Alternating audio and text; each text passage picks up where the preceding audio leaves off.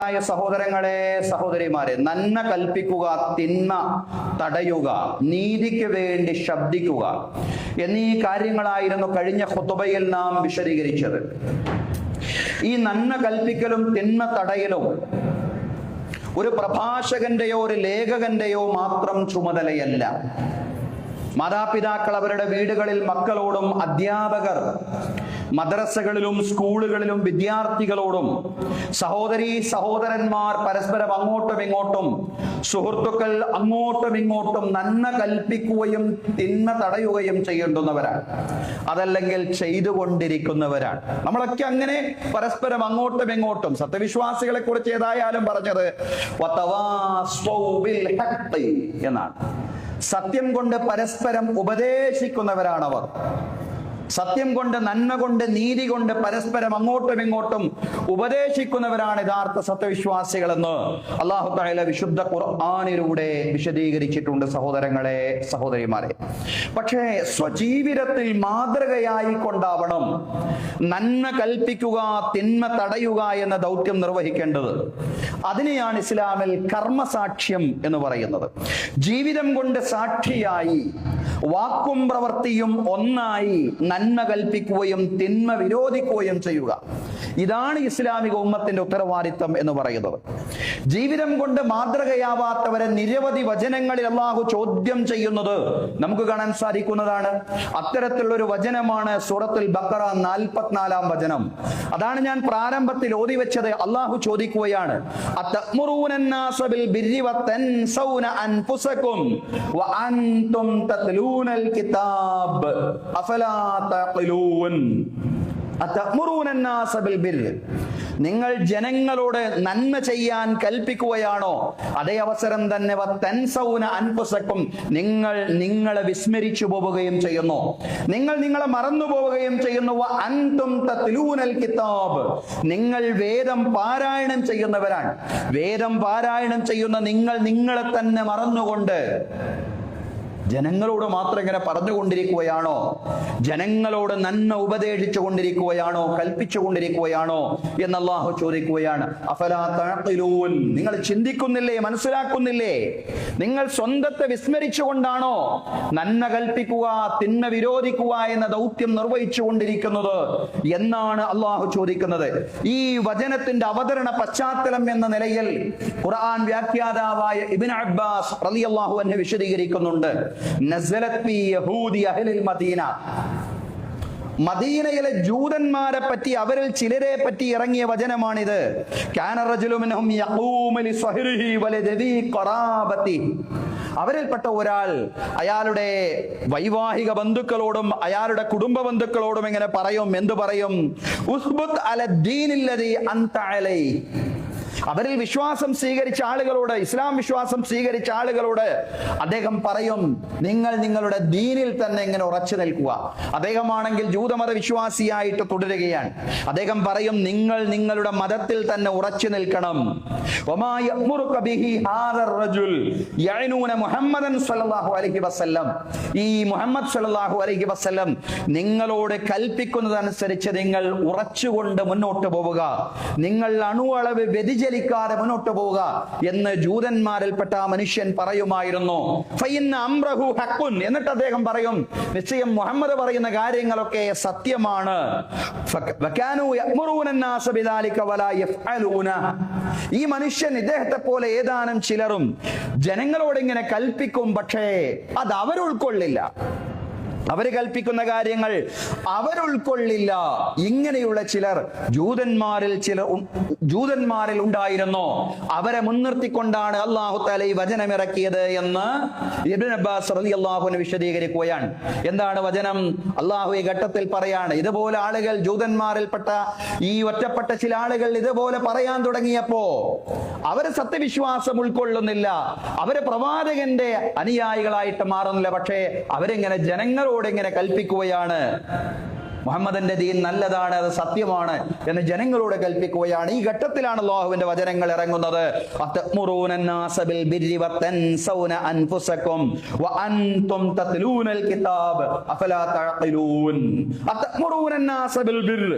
ജനങ്ങളോട് നിങ്ങൾ പുണ്യം ചെയ്യാൻ കൽപ്പിക്കുകയാണോ? അതേ അവസരം തന്നെ നിങ്ങൾ നിങ്ങളെ വിസ്മരിച്ചു പോവുകയുമാണോ? നിങ്ങൾ വേദം പാരായണം ചെയ്യുന്നു, തൗറാത്ത് പാരായണം ചെയ്യുന്നു. ആ തൗറാത്തിൽ, ആ പഴയ നിയമത്തിൽ ഈ പ്രവാചകനെ സംബന്ധിച്ചുള്ള സുവിശേഷമുണ്ട്. ആ സുവിശേഷം ബോധ്യമായത് കൊണ്ടാണ് നിങ്ങൾ നിങ്ങളുടെ സുഹൃത്തുക്കളോട് മുഹമ്മദിനെ ഉൾക്കൊള്ളാൻ പറയുന്നത്. അങ്ങനെ നിങ്ങൾ അവരോട് പറയുമ്പോഴും നിങ്ങൾ സ്വന്തത്തെ വിസ്മരിച്ചു പോവുകയാണല്ലോ. അഫലാ തഅഖിലൂൻ, എന്താണ് നിങ്ങൾ ചിന്തിക്കാത്തത് എന്ന് ഖുർആൻ ചോദിക്കുകയാണ്. സഹോദരങ്ങളെ, സഹോദരിമാരെ, ഈ വിഷയത്തിന് ഈ കാലത്ത് വലിയ പ്രസക്തിയുണ്ട്. ഏത് വിഷയത്തിന്? നന്മ കൽപ്പിക്കുകയും തിന്മ തടയുകയും ചെയ്യുമ്പോ സ്വയം ഉൾക്കൊണ്ടുകൊണ്ടത് ചെയ്യുക എന്നുള്ളതിന്. കാരണം മാതൃകകൾ നഷ്ടപ്പെടുന്ന ഒരു കാലത്താണ് നമ്മൾ ജീവിച്ചുകൊണ്ടിരിക്കുന്നത്. സഹോദരങ്ങളെ, വിദ്യാർത്ഥികൾക്കെന്നല്ല സമൂഹത്തിന് തന്നെ മാതൃകയാവേണ്ടുന്നവരാണ് അധ്യാപക സമൂഹം എന്ന് പറയുന്നത്. എന്നാൽ 2-3 അധ്യാപകരിൽ നിന്ന് ലഹരി വസ്തുക്കൾ പിടികൂടിയ വാർത്തയാണെന്ന് കേരളത്തിൽ സഗൗരവം ചർച്ച ചെയ്യാവുന്നത്. നമ്മുടെ സാമൂഹ്യ മാധ്യമങ്ങളും നമ്മുടെ പത്രമാധ്യമങ്ങളുമെല്ലാം ഗൗരവത്തിൽ ചർച്ച ചെയ്തുകൊണ്ടിരിക്കുന്ന വിഷയങ്ങളിൽ ഒന്ന് 2-3 അധ്യാപകരിൽ നിന്ന് ലഹരി വസ്തുക്കൾ പിടികൂടിയതാണ്. അതല്ലെങ്കിൽ ലഹരി വിപണനത്തിന്റെ ശൃംഖലയിൽ അവരെ പങ്കാളിയായതാണ് ചർച്ച ചെയ്തുകൊണ്ടിരിക്കുന്നത്. സഹോദരങ്ങളെ, ആരാണ് അധ്യാപകർ എന്ന് പറയുന്നത്? തലമുറകൾക്ക് മാതൃകയാവാൻ സാധിക്കേണ്ടുന്നവരാണ് അധ്യാപകർ. തലമുറകൾക്ക് മാതൃകയാവാൻ സാധിക്കാത്ത അധ്യാപകരെയും രക്ഷകർത്താക്കളെയും മതപണ്ഡിതന്മാരെയും പ്രഭാഷകരെയുമെല്ലാം നിരവധി തവണ അള്ളാഹു ചോദ്യം ചെയ്യുന്നുണ്ട്. ആളുകൾക്ക് മാതൃകയാവേണ്ടുന്ന ഉത്തരവാദിത്വം അധ്യാപകർക്കും പ്രഭാഷകർക്കും മാത്രമല്ല, മതപണ്ഡിതന്മാർക്ക് ആ ഉത്തരവാദിത്തമുണ്ട്. തീർന്നില്ല സഹോദരങ്ങളെ. രക്ഷിതാക്കൾ എന്ന നിലയിൽ നമുക്ക് എല്ലാവർക്കും ആ ഉത്തരവാദിത്തമുണ്ട്. കുടുംബാംഗങ്ങളായ ഓരോരുത്തർക്കും ആ ഉത്തരവാദിത്തമുണ്ട്. ഉപദേശിച്ചാൽ മാത്രം പോരാ, മാതൃകയാവണം. മാതൃകയാവാത്തവരെ നിരവധി വചനങ്ങളിലൂടെയാണ് അല്ലാഹു ചോദ്യം ചെയ്യുന്നത്. അത്തരത്തിലുള്ള ഒരു ചോദ്യം ചെയ്യൽ തന്നെയാണ് സൂറത്തു സ്വഫ് 2-ാം വചനത്തിലും നമുക്ക് കാണാൻ സാധിക്കുന്ന. അല്ലാഹു ചോദിക്കുകയാണ്, യാ അയ്യുഹല്ലദീന ആമനൂ ലിമ തഖൂലൂന മാ ലാ തഫഅലൂൻ കബറ മഖ്തൻ ഇൻദല്ലാഹി അൻ തഖൂലൂ മാ ലാ തഫഅലൂൻ. സത്യവിശ്വാസികളെ, എന്തിനാണ് നിങ്ങൾ പ്രവർത്തിക്കാത്തത് പറഞ്ഞുകൊണ്ടിരിക്കുന്നത്? നിങ്ങളുടെ ജീവിതത്തിൽ ഇല്ലാത്ത കാര്യങ്ങൾ എന്തിനാണ് നിങ്ങൾ പറഞ്ഞുകൊണ്ടിരിക്കുന്നത്? ഒരിക്കലും ചെയ്യാൻ പാടില്ലാത്ത കാര്യമാണത്. കബറ മഖ്തൻ ഇൻദല്ലാഹി അൻ തഖൂലൂ മാ ലാ തഫഅലൂൻ. നിങ്ങൾ പ്രവർത്തിക്കാത്ത കാര്യങ്ങൾ, നിങ്ങളുടെ ജീവിതത്തിൽ നിങ്ങൾ പ്രാക്ടീസ് ചെയ്യാത്ത കാര്യങ്ങൾ നിങ്ങൾ പറയുക എന്ന് പറയുന്നത് അള്ളാഹുവിന്റെ അടുക്കൽ അങ്ങേയറ്റം കോപമുള്ള കാര്യമാണ്. സഹോദരങ്ങളെ, ഇതിനെ വിശദീകരിച്ചുകൊണ്ട് റസൂലുള്ളാഹി സ്വല്ലല്ലാഹു അലൈഹി വസല്ലം പറഞ്ഞു, യുത്താ ബിർറജുലി യൗമൽ ഖിയാമത്തി ഫയുൽഖാ ഫിന്നാർ. ഒരു മനുഷ്യനെ അന്ത്യദിനത്തിൽ കൊണ്ടുവരും, എന്നിട്ട് ഫയുൽഖാ ഫിന്നാർ, അയാളെ നരകത്തിലിടപ്പെടുകയാണ്, അയാളെ നരകത്തിലിടുകയാണ്. ഫതന്തലിഖു അഖ്താബ ബത്നിഹി. ഒരു മനുഷ്യനെ കൊണ്ടുവന്ന് നരകത്തിലിടുന്ന സന്ദർഭത്തിൽ അയാളുടെ കുടൽമാലകൾ പുറത്തു ചാടുമെന്നാണ് പ്രവാചകൻ സല്ലല്ലാഹു അലൈഹി വസല്ലം വിശദീകരിക്കുന്നത്. ഫയദൂറു ബിഹാ കമാ യദൂറുൽ ഹിമാറു ഫിർറഹാ. ആട്ടുകല്ലിന് ചുറ്റും കഴുത ചുറ്റുന്നത് പോലെ അയാൾ തന്റെ വയറിൽ നിന്ന് പുറത്തു ചാടിയ കുടൽമാലകൾക്ക് ചുറ്റും ഇങ്ങനെ കറങ്ങുന്നതാണ്. ഫയജ്തമിഉ ഇലൈഹി അഹ്ലുന്നാർ. അപ്പോൾ നരകവാസികളായ ആളുകൾ അയാളുടെ അടുക്കലേക്ക് ചൊല്ലും. എന്നിട്ട് ഫയഖൂലൂൻ യാ ഫുലാൻ, അവർ ചോദിക്കും, അല്ല മനുഷ്യ, മാലക്, നിനക്ക് എന്ത് പറ്റി മനുഷ്യ? അലം തകു തഅ്മുറു ബിൽ മഅറൂഫി വതൻഹാ അനിൽ മുൻകർ. നീ നന്മ കൽപ്പിക്കുകയും തിന്മ തടയുകയും ചെയ്തിരുന്ന ആളായിരുന്നില്ലേ? നീ നല്ലത് കൽപ്പിക്കുകയും ചീത്ത കാര്യങ്ങൾ വിലക്കുകയും ചെയ്തിരുന്ന ആളായിരുന്നില്ലേ? ഫയഖൂൽ ബലാ, അതെ, ഞാൻ നന്മ കൽപ്പിക്കുകയും കുന്തു ആമുറു ബിൽ മഅറൂഫി വലാ ആതി, ഞാൻ നന്മ കൽപ്പിക്കുമായിരുന്നു, പക്ഷേ ഞാൻ ആ നന്മകൾ, ഞാൻ കൽപ്പിച്ചിരുന്ന നന്മകൾ അത് പ്രാവർത്തികമാക്കിയിരുന്നില്ല. വഅൻഹാ അനിൽ മുൻകരി വആതി, ഞാൻ തിന്മകൾ വിലക്കിയിരുന്നു, പക്ഷേ ആ തിന്മകളിൽ നിന്ന് ഞാൻ അകന്നു നിന്നിരുന്നില്ല. ഈ മനുഷ്യൻ പറയാൻ, ഈ മനുഷ്യന് നാളെ പരലോകത്ത് ലഭിക്കുന്ന ശിക്ഷയാണ് റസൂലുള്ളാഹി സ്വല്ലല്ലാഹു അലൈഹി വസല്ലം പറഞ്ഞത്.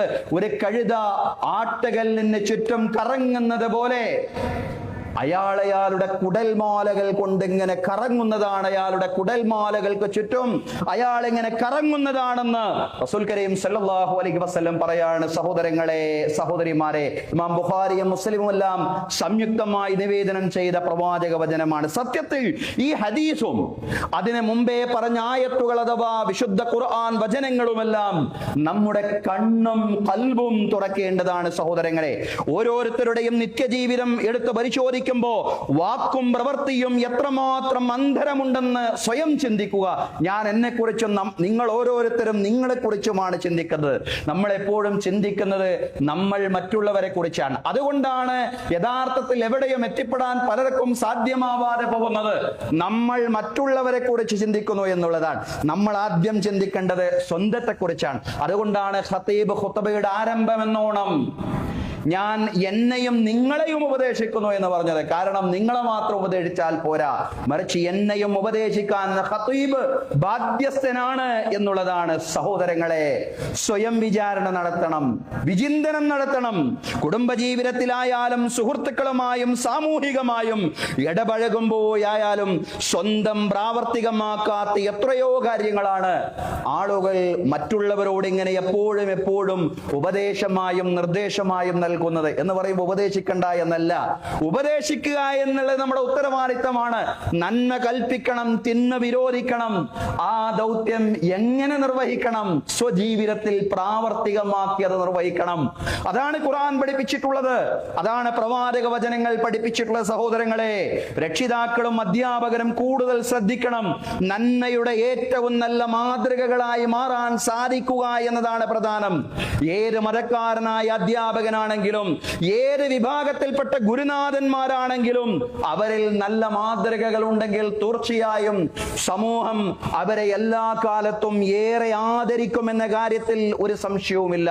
പക്ഷേ മാതൃകയാവേണ്ടവർ പിഴച്ചുപോയാൽ രക്ഷയില്ല.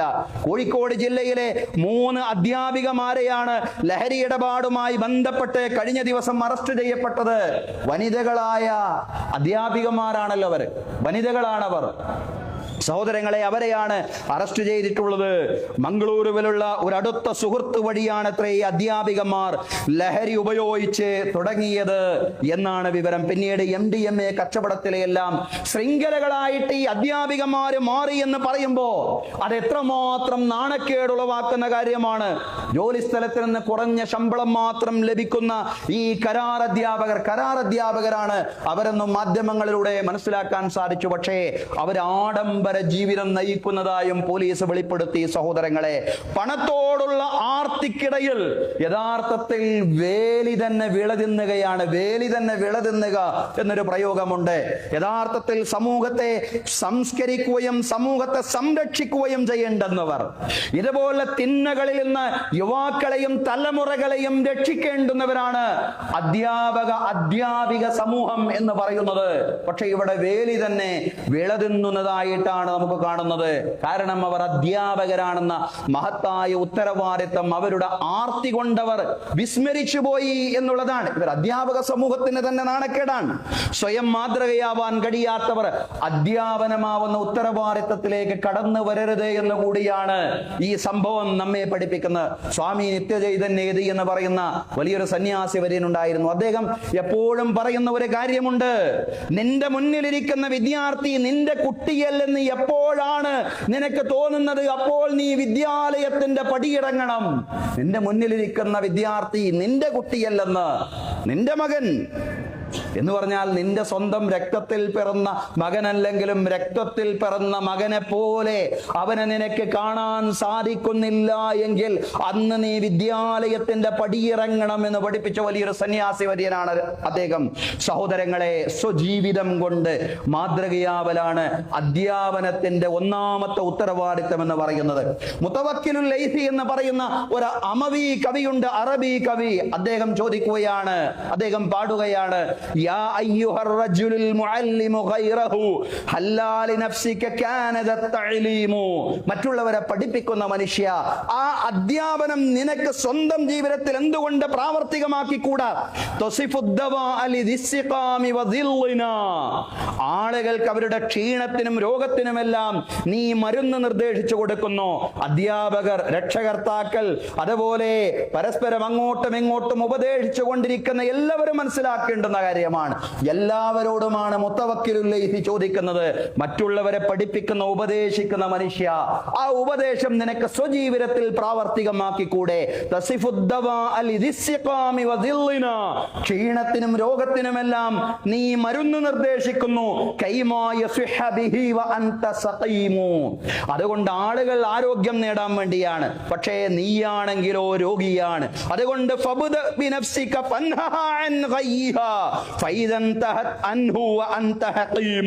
നീ നിന്റെ സ്വന്തം ശരീരം കൊണ്ടാണ് തുടങ്ങേണ്ടത്. നിന്റെ സ്വന്തം ശരീരത്തെ വഴികേടുകളിൽ നിന്ന് സംരക്ഷിക്കുകയാണ് ചെയ്യേണ്ടത്. വഴികേടുകളിൽ നിന്ന് നിന്റെ സ്വന്തം ശരീരം രക്ഷിച്ചാൽ, അതല്ലെങ്കിൽ രക്ഷപ്പെട്ടാൽ, അവിടെയാണ് നീ വലിയ അധ്യാപകനായി, നീ വലിയ ജ്ഞാനിയായിട്ട് മാറുന്നത്.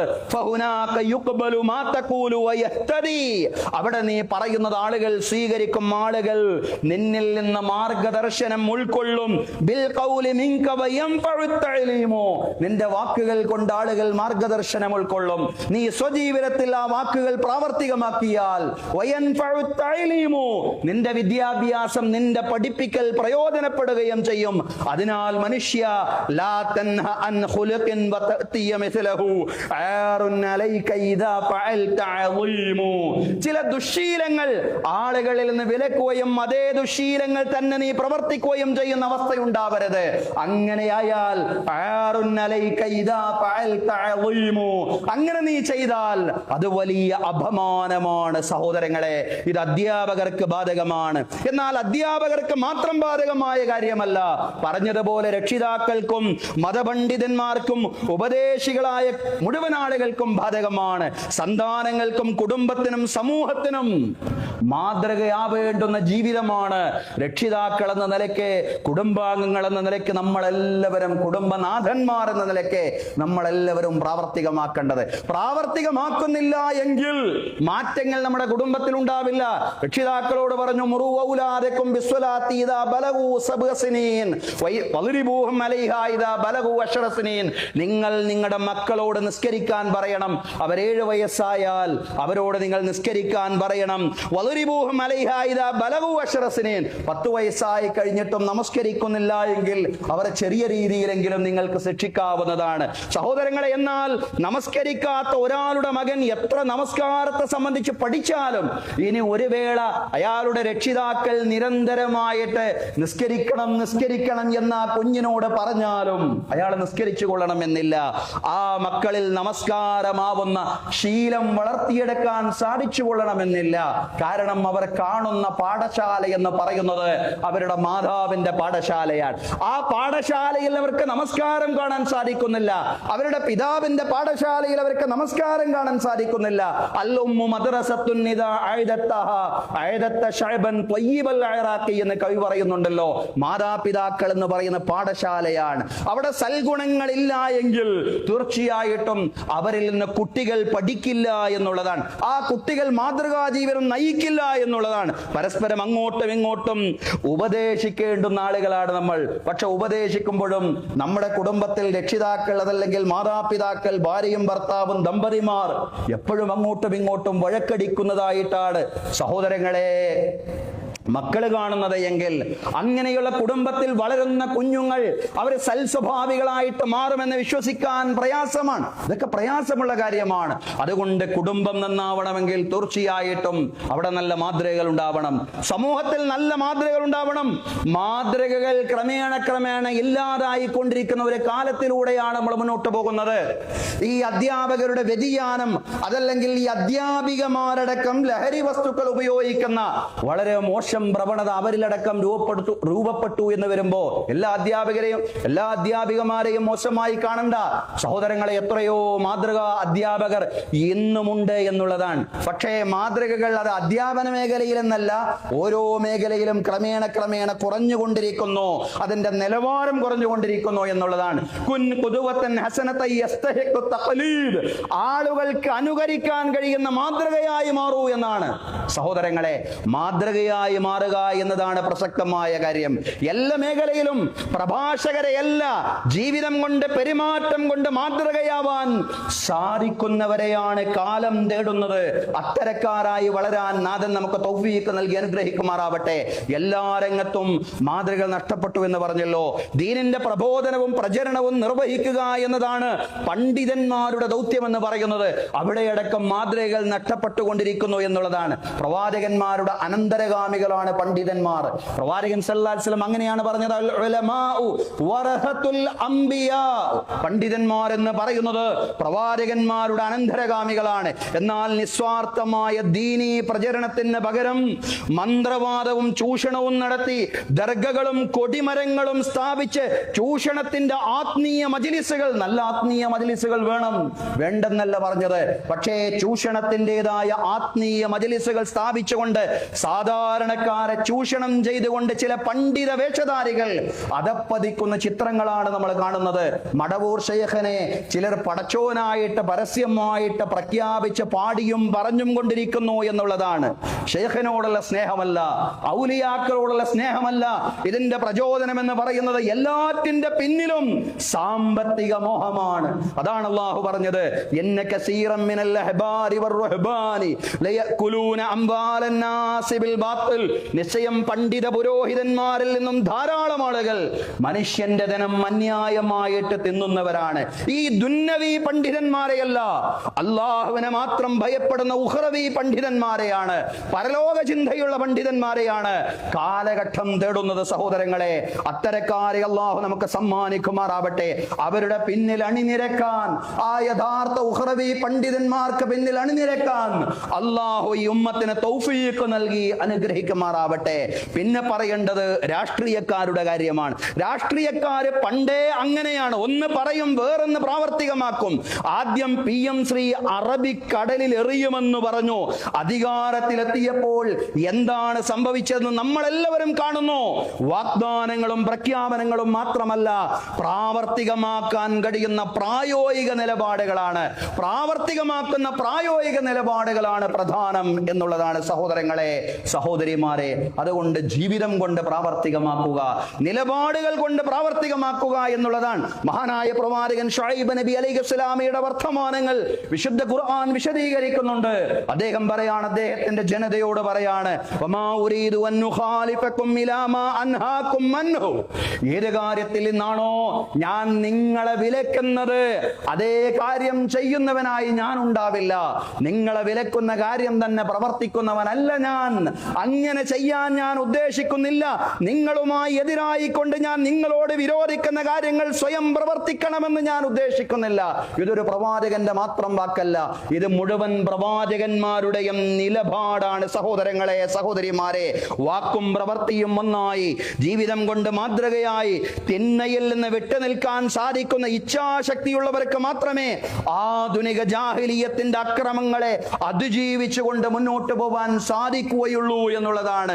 സഹോദരങ്ങളെ, സഹോദരിമാരെ, കഴിഞ്ഞ ആഴ്ച നാം സൂചിപ്പിച്ചതുപോലെ ഈ രാജ്യത്തിന്റെ വ്യവസ്ഥിതിയുടെ തകരാറുകൾക്കെതിരെ യുവത നടത്തിയ വലിയ മുന്നേറ്റം വിജയത്തിലെത്തിയ സന്ദർഭത്തിലാണ് നാം ഉള്ളത്. പക്ഷേ ആ മുന്നേറ്റത്തോട് സഹകരിച്ച പലരെയും ഇന്ന് ഭരണകൂടം വേട്ടയാടിക്കൊണ്ടിരിക്കുന്നു എന്നുള്ളതാണ്. സമരക്കാർക്ക് ആദ്യ ദിനം മുതൽ തന്നെ ഭക്ഷണവും വെള്ളവും എത്തിച്ചു കൊടുത്തിരുന്ന UP സ്വദേശിയായിട്ടുള്ള ജുനൈദിനെയും കുടുംബത്തെയും രാജ്യദ്രോഹിയായിട്ട് ചിത്രീകരിക്കാനുള്ള ശ്രമങ്ങളും അവർക്കെതിരെ കേസെടുക്കലുമെല്ലാം നടന്നുകൊണ്ടിരിക്കുകയാണ്. അവസരം ലഭിച്ചിരുന്നുവെങ്കിൽ സമരക്കാരെ വെടിവെച്ച് കൊല്ലുമായിരുന്നുവെന്നാണ് വിദ്വേഷ പ്രചാരകനായ ഒരു നിരീക്ഷകൻ പറഞ്ഞത്. സഹോദരങ്ങളെ, സമരം ചെയ്ത സ്ത്രീകൾക്കെതിരെയും അങ്ങേയറ്റം വിദ്വേഷമുളവാക്കുന്ന പ്രസ്താവനകൾ അദ്ദേഹം നടത്തി. സമരം ചെയ്ത സ്ത്രീകൾക്കും വിദ്യാർത്ഥിനികൾക്കുമെതിരെ സ്ത്രീ വിരുദ്ധവും അങ്ങേയറ്റം മറപ്പുളവാക്കുന്നതുമായ ഒരു പ്രസ്താവനയും ഈ നിരീക്ഷകൻ നടത്തിയതായിട്ട് നമ്മളെല്ലാവരും കേട്ടു. ഇത്തരം ഇത്തരം വിദ്വേഷ പ്രസ്താവനകൾക്കെതിരെ സംസ്ഥാന ഭരണകൂടത്തിന്റെയെങ്കിലും ഭാഗത്ത് നിന്ന് ശക്തമായ നടപടികൾ ഉണ്ടാവണം എന്ന് തന്നെയാണ് നിഷ്പക്ഷമതികളായ നീതിബോധമുള്ള മുഴുവൻ ആളുകളും ആഗ്രഹിക്കുന്നത്.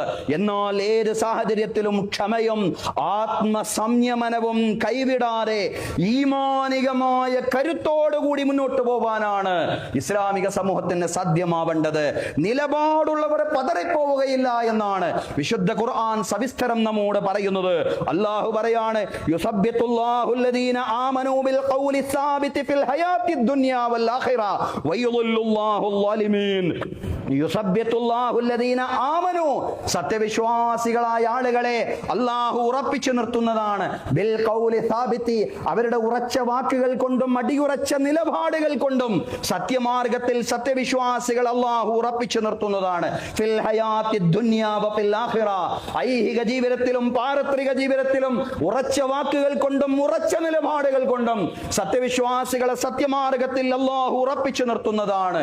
വയദുല്ലുല്ലാഹു അൽ-ളാലിമീൻ, അക്രമികളായ ആളുകളെ അല്ലാഹു തആല അവരുടെ കാലുകൾ കിടറൽ ഉണ്ടാക്കുന്നതാണ്, അവരെ വഴിതെറ്റിക്കുന്നതാണ്. സത്യവിശ്വാസികളെ ഇഹലോകത്ത് അവരുടെ നിലപാടുകൾ കൊണ്ട് ഉച്ചയിസ്തരം അവരെ പ്രഖ്യാപിക്കുകയും പ്രാവർത്തികമാക്കുകയും ചെയ്യുന്ന നിലപാടുകൾ കൊണ്ട് അവരെ ഉറപ്പിച്ചു നിർത്തും. ഇഹലോകത്ത് മാത്രമല്ല പരലോകത്തും മരണാനന്തര ജീവിതത്തിലും അവരെ ഉറപ്പിച്ചു നിർത്തും. മരണാനന്തര ജീവിതത്തിൽ വിചാരണയുടെ സന്ദർഭത്തിലും അല്ലാഹു അല്ലാതെ ഇലാഹില്ലെന്നും മുഹമ്മദ് നബി സല്ലല്ലാഹു അലൈഹി വസല്ലം അല്ലാഹുവിന്റെ ദൂതനാണെന്നും സത്യവിശ്വാസികൾ സാക്ഷ്യപ്പെടുത്തുമെന്ന് ഉറക്കെ പ്രഖ്യാപിക്കുമെന്ന് ഈ വചനത്തിന്റെ വിശദീകരണത്തിൽ മഹാന്മാരായ വ്യാഖ്യാതാക്കൾ പറയാണ്.